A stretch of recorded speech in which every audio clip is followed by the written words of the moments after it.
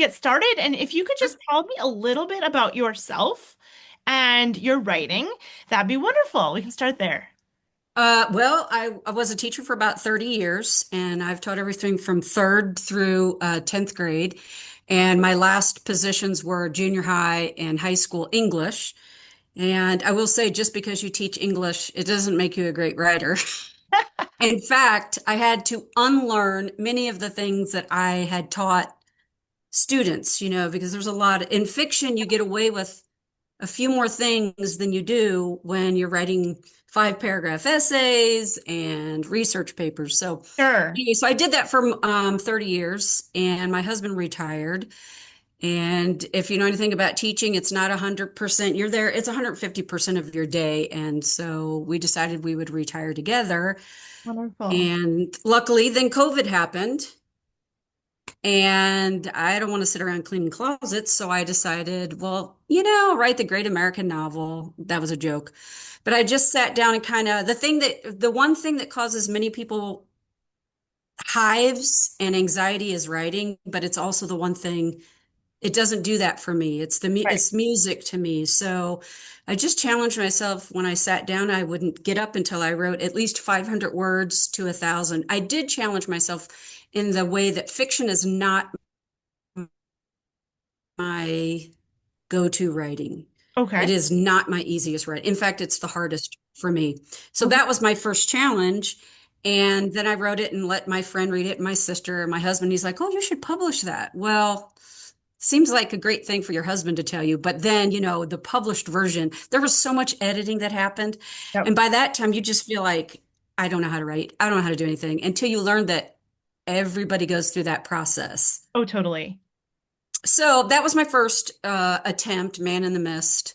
And truly, it was because we were supposed to go overseas and visit the UK. We had this huge trip planned.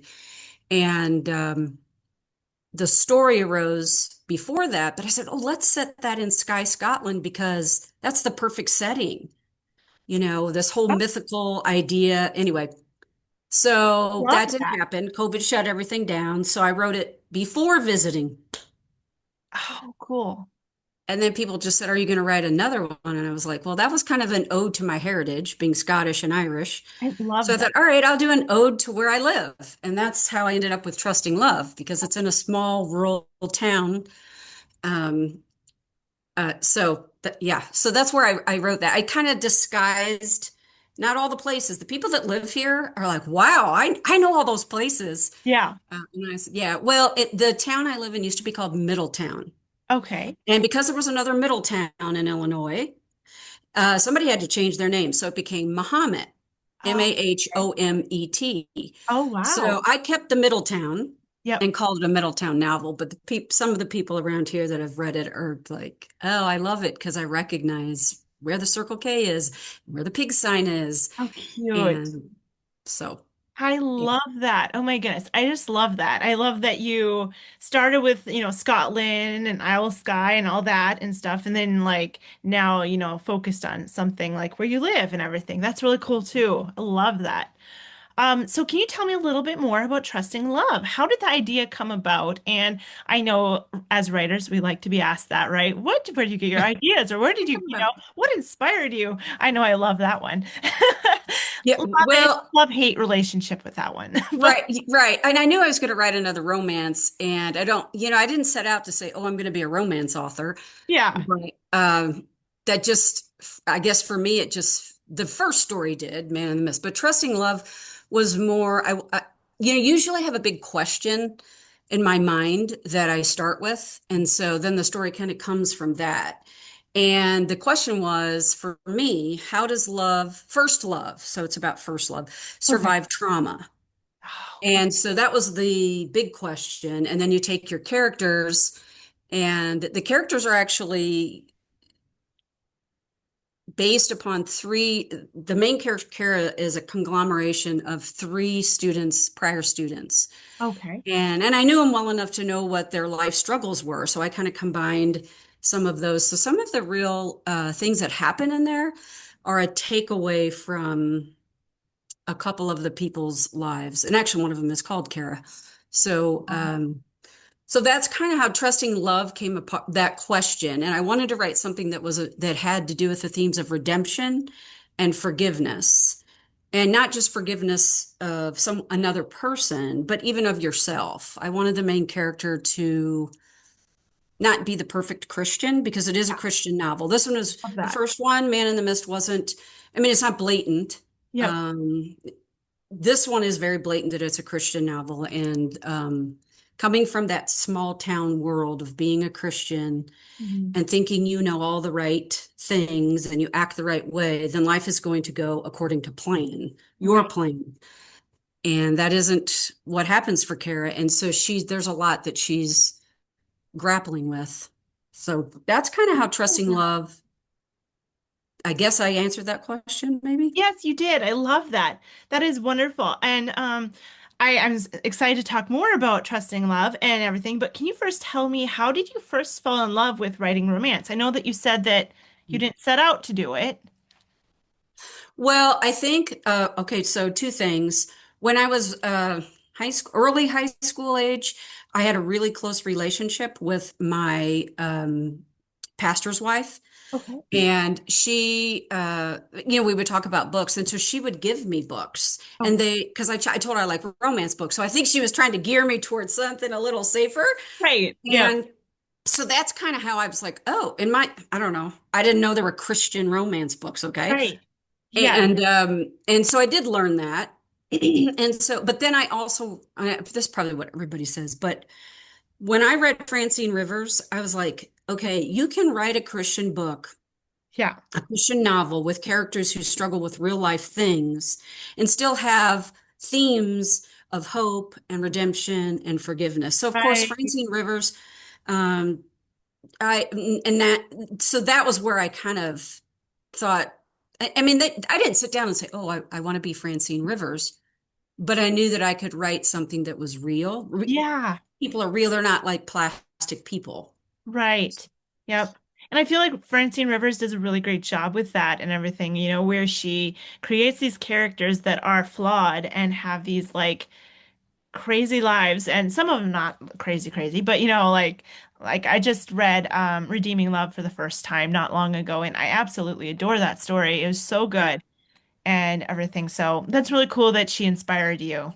Yeah, well, and Len Austen, I've read a lot of Len Austen books, and she's wonderful with historical fiction. I love historical fiction. I don't write it Yeah. because, well, A lot of maybe research. someday.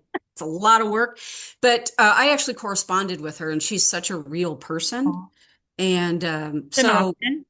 yeah, so Well, she's and Julie Klassen, I've corresponded a bit. I'm saying that and I'm not name dropping. It's just that I haven't talked to them personally, although I yeah. did Lynn Austin because she was going to come to my classroom and speak Cool. to my students, but it ended up falling through when that never happened. So it's a big disappointment in my life. Oh, I'm sure. Yeah. So those are the people those are the Christian writers. I mean, I read all kinds of, it's Yeah. not just Christian, but that's kind of where I Where you started and what kind of inspired you. right. Those are the people that I kind of looked at. Um, yeah. I love that. That's awesome. Okay, and so now since this is kind of like, focused on the 50 states, how has your state did you live and grow up in Illinois? No, I actually grew up in Missouri, Oh, cool. Yeah, another Midwest state. I grew up in that's St. awesome. Louis, the big city of St. Louis. Oh, wow, that's And awesome. then I moved to Terre Haute, Indiana, another Okay. Midwest. Oh, cool. Yeah. And now I live in Illinois. And so we lived here. We moved with my husband's job. Okay. And so he worked for the FBI. So I have some of that in my back pocket, Cool. although I haven't used it yet.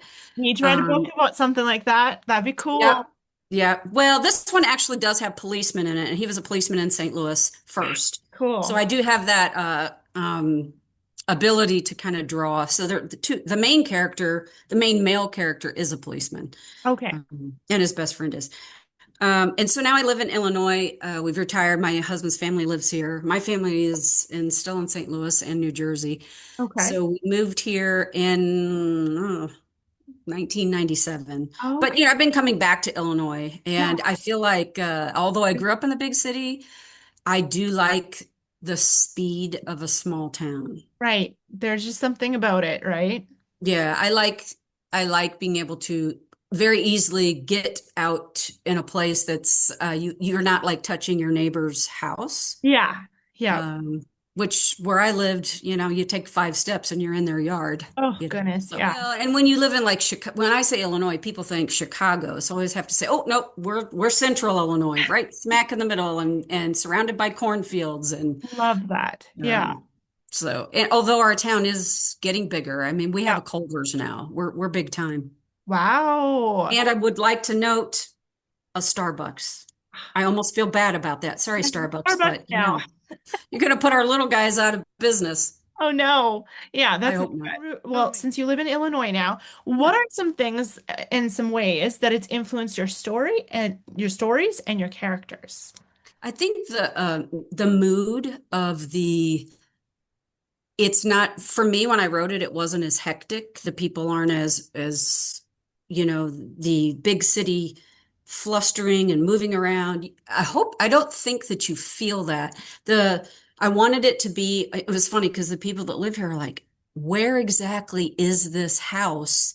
And one lady that I talked to, she said, I actually thought I knew what house it was because I wanted it on a lake. There was no specific house that I Yeah. picked it from, but we do have some lakes around here and homes that have, and then you have the nature surrounded by the trees. And um, granted, not every place in Illinois is like that, but this is. I mean, you got to go down a long gravel road, and I have several friends that you got to go down a long gravel road to get to their house, and I like that. It's still it instills a peace, but also everybody knows everybody. Yeah, It that's doesn't for take sure. long to talk to one person, and they're like, oh, I know them. And so when I moved here, I didn't know anybody except Yeah. for my husband's family.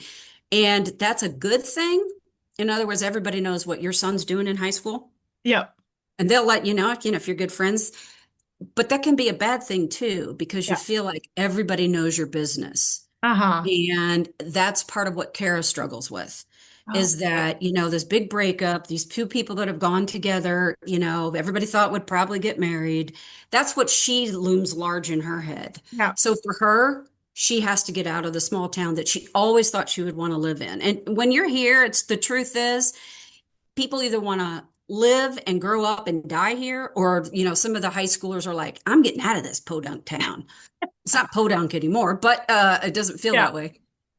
But that is a feeling that a lot of people have. So I kind of brought that up in there that, it's probably true to any small town. Right. People are like, I'm not going to stay here. I'm going to, then some Exactly. of them realize the value of a small town and come back. Leave. I just made a reference then to going to the big cities for the baseball games. And, Cool. because if the people here, you're either a Cardinals fan or you're a Cubs fan, and there's Yeah. nothing in between. And so we go to the big city. And, when Kara leaves, she goes to school someplace else. She is closer to St. Louis. And her grandpa is sure to let her know that she's forgot some of her small town ways.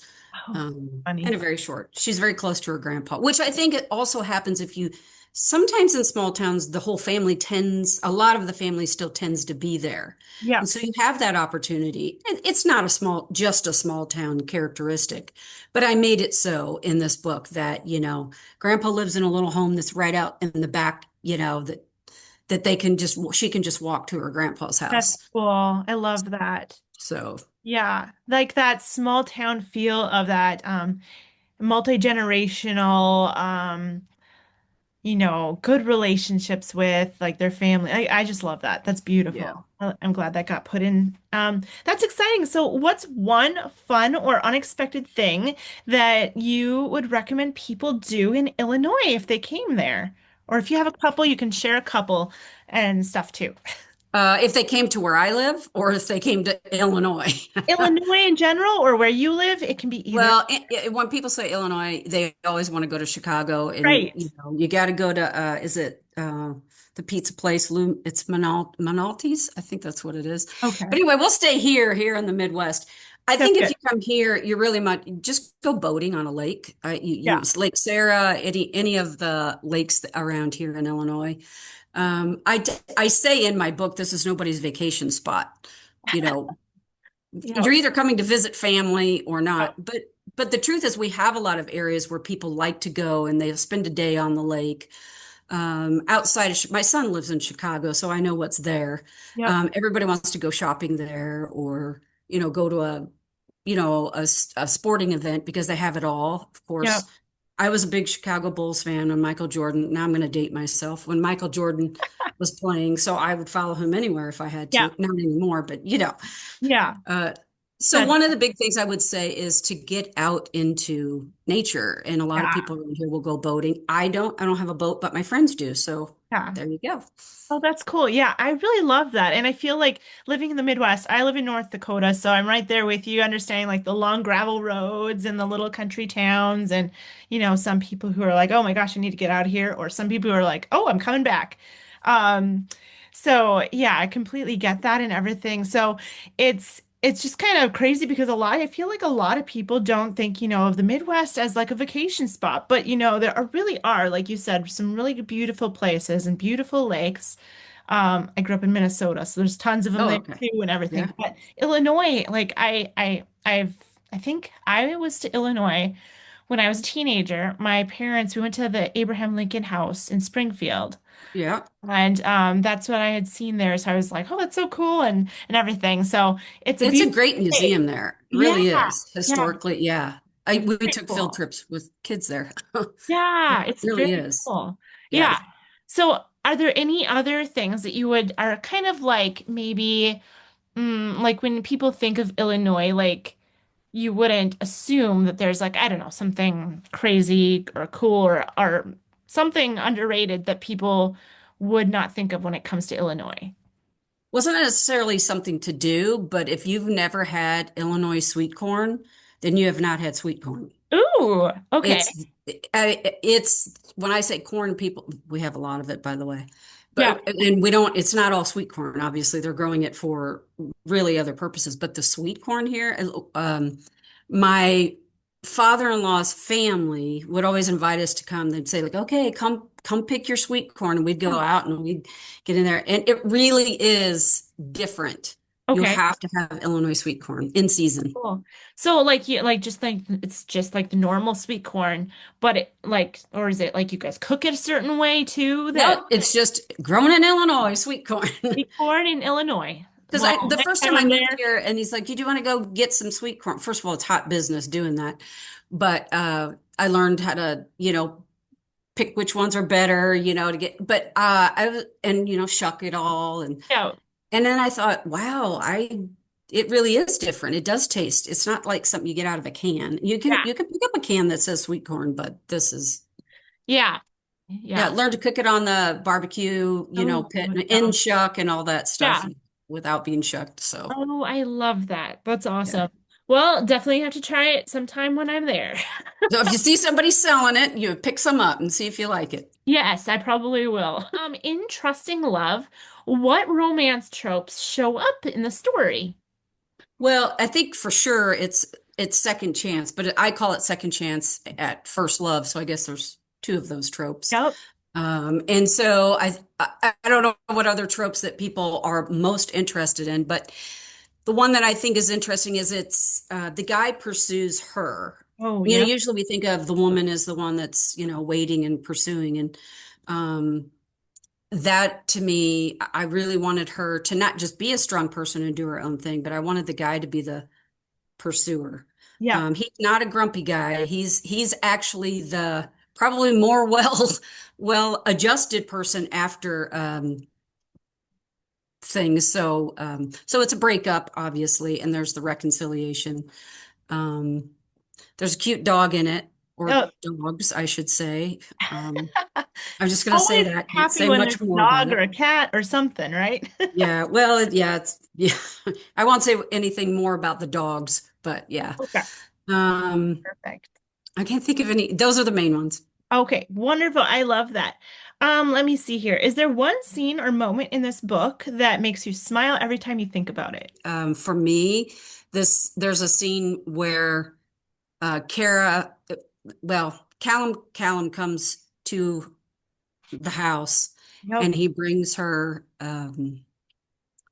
I don't want to give something away. So I'm just saying he just Right. brings Right. her something to drink and she's surprised by it. And it's after something that happens that was traumatic for her. Oh, sure. And so she comes downstairs and sits on the porch with him and they have kind of it's Nice. something outside of their relationship that they both um, can Over. um, kind of talk about, and Yeah. it's a hard thing. And I think that is the one point that their hearts are kind of re-seeing each other, so to Yeah. speak. Okay. And I just like that moment. You know, they're on the porch and, they're kind of sharing their sadness together. Hmm. Um, and That's beautiful. that's why, and a porch for me is always a place that you find comfort and you slow down and you have time for conversation. And Yes. so I wanted that to happen on a porch. Love. Um, so, Yeah, I love that about porches, there's just something so, mhm, where life slows down and you can just have tea or you can like sit there and have a good conversation like you were saying. It's just, I love that. That's yeah. beautiful. Oh, And I perfect. tried to kind of at the beginning I described the porch and I do that for a particular reason because it's my book so I can put in it whatever I want. Yep. And I described the porch and how all that's on it and for a reason is my very best friend's mom. I visit her often in Terre Haute and her mom is one of my great mentors. And we always talk about porch time and Yep. we're going to sit on the porch and there's a lot Oh, world problems solved on that porch. oh, sure. A lot of getting to just get deeper into, the things that are bothering us or whatever. And so I really wanted to have a porch. And she has a very distinctly created porch with signs on it and just everything it's beautiful. Looks like the inside of a house on the outside. I love porch time, so that's great. Yeah. If your main character were planning a road trip, where would they go? And what snacks would be in their bag? And what? Sorry. And what snacks would they bring along with? What snacks? Well, if she were planning a road trip, it would probably be to a small town like in South Carolina, or something that she can in the history of South Carolina, something that's slow and probably hot. Yep. What would be in her bag? Well, when she travels, she would for sure want to have some chai tea. So that doesn't go in a bag, but she might bring extra if she had to make it. Oh, Um, and the other thing that she would probably have in her bag would be, well, you got to have gum, which that's not really something in your bag. But she chews gums a lot. So I yep. don't say that in the book, but she does. Um, It's what would, awesome. probably Snickers. Oh, If yes. if it were the snack thing, if Yeah. like for on purpose, she would probably have Snickers. Wonderful. I love asking that question because it's kind of interesting to get inside the character's mind and stuff. And, when people see this and like they pick up the book and they read it, they can be like, oh, yeah, Snickers. I could see her being Well, Snickers. she's comes from an athletic background. So like she played soccer in high school, played soccer in college. Oh, So she's pretty athletic. So she doesn't have to worry about, like a 60-year-old like me having to worry about her weight. So she can take a Snickers and have chai tea all day long there you if she go. wants. And Twizzlers. She's got to have a Oh, few yeah. Twizzlers because those are easy to constantly have in your Oh, hand. totally. Yes. And easy to grab in your purse. Yeah, that's Yes. awesome. Well, and then what's one romance book that you would take on a summer trip, on a summer road trip with you? Maybe it's a favorite one. A summer road trip. Well, okay. It Diana Gabaldon's Outlander, anything. Oh, yes. Um, I know that she says that she did not write a romance book, but I hate to tell her she did. They dubbed it that way and for a reason. I know they're super long, thousands of pages. So see, I could just take one. Uh-huh. I've already read them, but I would read them again. Okay, and then you just got back from a big European trip, Yes. Germany, Switzerland, Austria. Can you tell me a little bit about that and what Yeah. you was doing over there and did it spark ideas for another project? Well, we had three trips within the last 8 years. Like I said, we started out, well, we start, and I just say this for a reason, 65 days going between Spain, Portugal, Italy, and France. Then 2 years later, we did all the UK, Oh, Ireland, Northern Ireland, which is England and Scotland.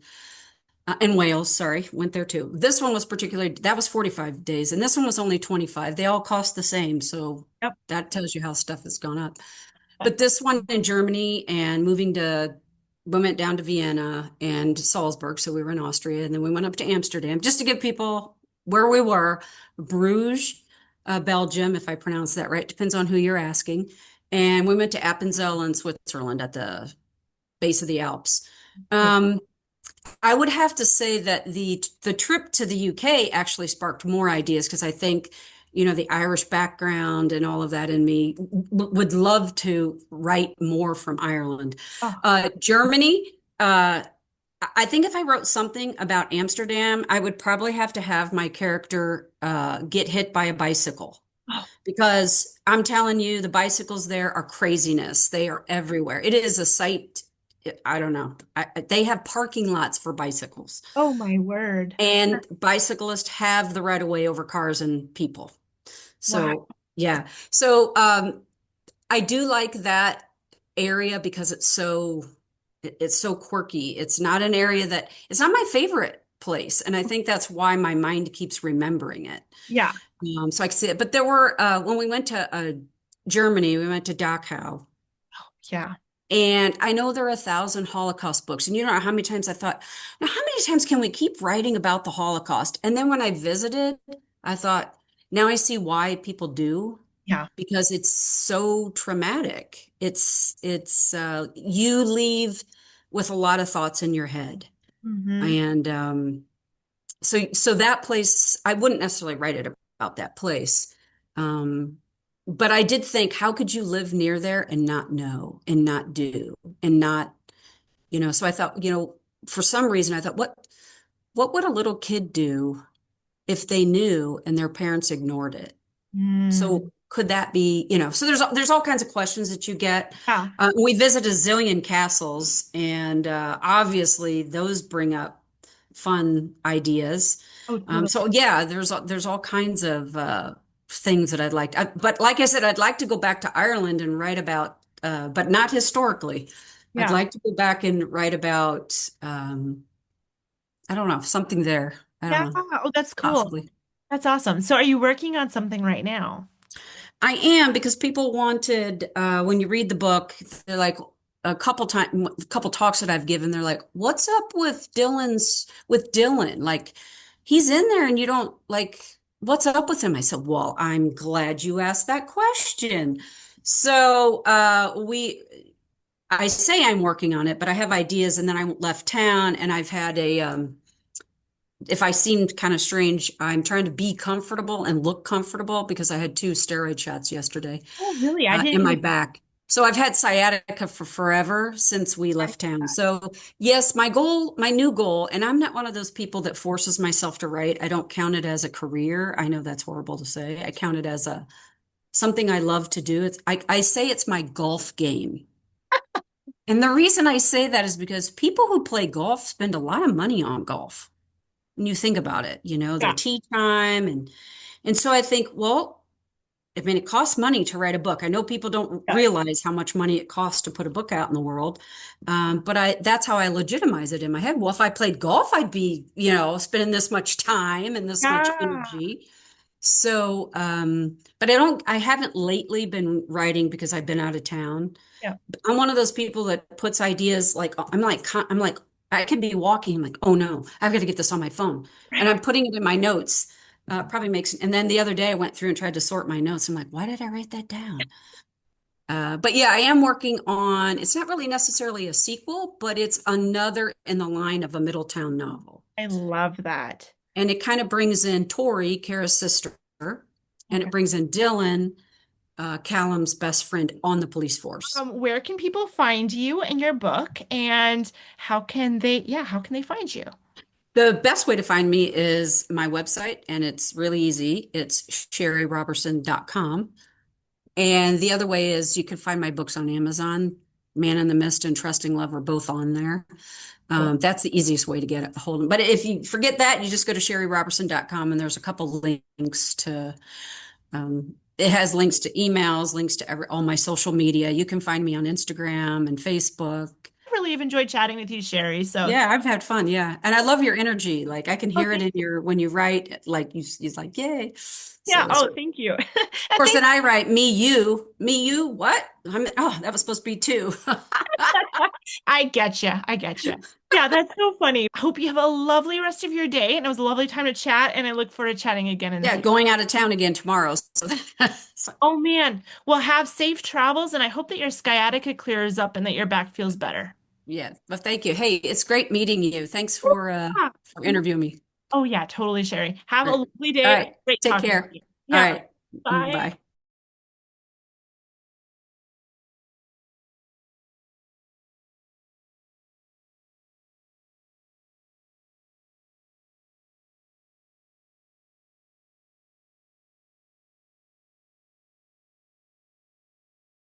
Thanks for riding shotgun on the Romance Reading Road Trip. I'm so excited for you to be joining this journey with us. Be sure to go down to the video description below and sign up for the passport. You're not going to want to miss out on it.